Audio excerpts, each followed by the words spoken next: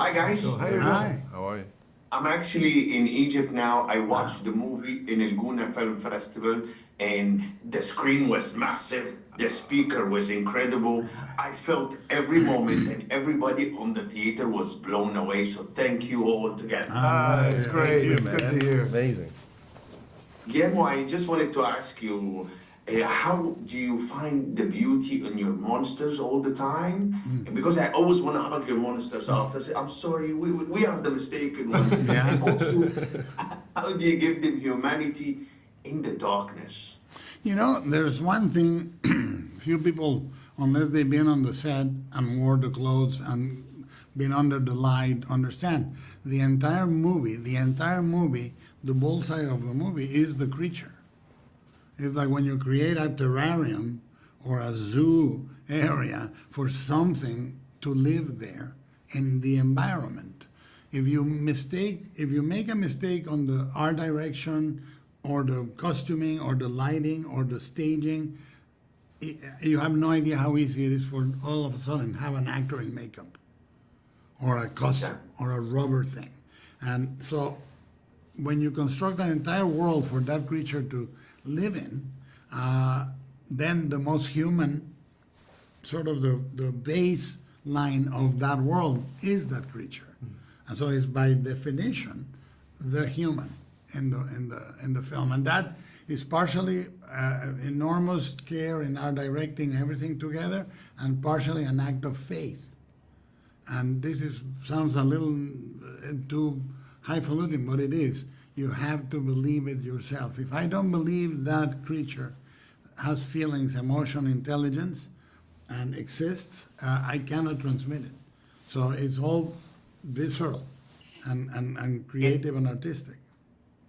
Me, I can't tell you how much I love the film to the extent that I cannot wait to watch it again. I've seen many Frankenstein, but this is by far the most complete Frankenstein. It actually talks about the monster. Yeah. Oscar, I mean, I'm a big fan of all of your work altogether.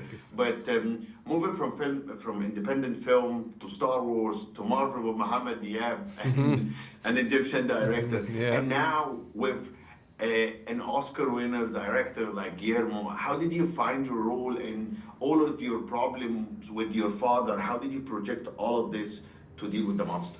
Well, it all came out of a conversation with Guillermo. We talked, that's when we first talked about this, and it was not even about the movie itself. It was just about our relationships with our fathers and being fathers and that pain that gets passed down. And out of that conversation, we decided to collaborate and do Frankenstein together.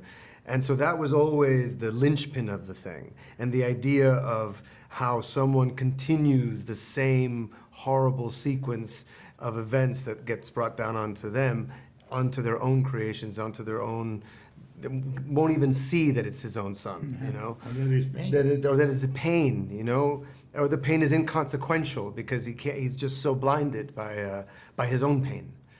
And not accepting that. So there was that element, but also there was just an incredible amount of energy and joy in the actual creating of this together with all of us.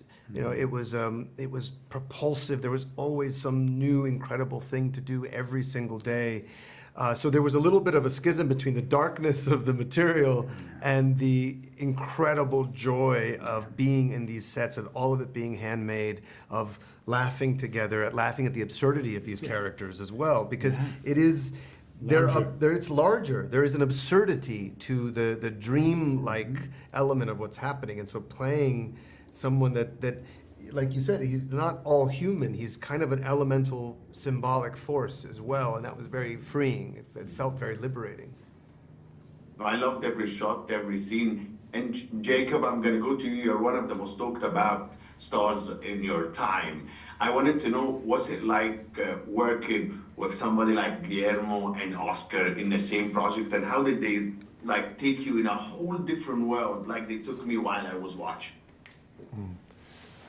I'm only in this business because I was a devout fan of, particularly these two. Since I was maybe Guillermo, since I was maybe 9 or 10, and then Oscar, I probably saw his first film when I was probably 15, I think, and I've studied their work meticulously, and this industry meticulously. So for me, it'll never be quite. Every time on this whole press tour I go to bed, there is a moment of laying staring at the ceiling where I feel like I've deluded myself to the point where I'm in a hospital somewhere, and none of this happened. You flatline. And I'm flatlined, and I'm actually dead. It's so.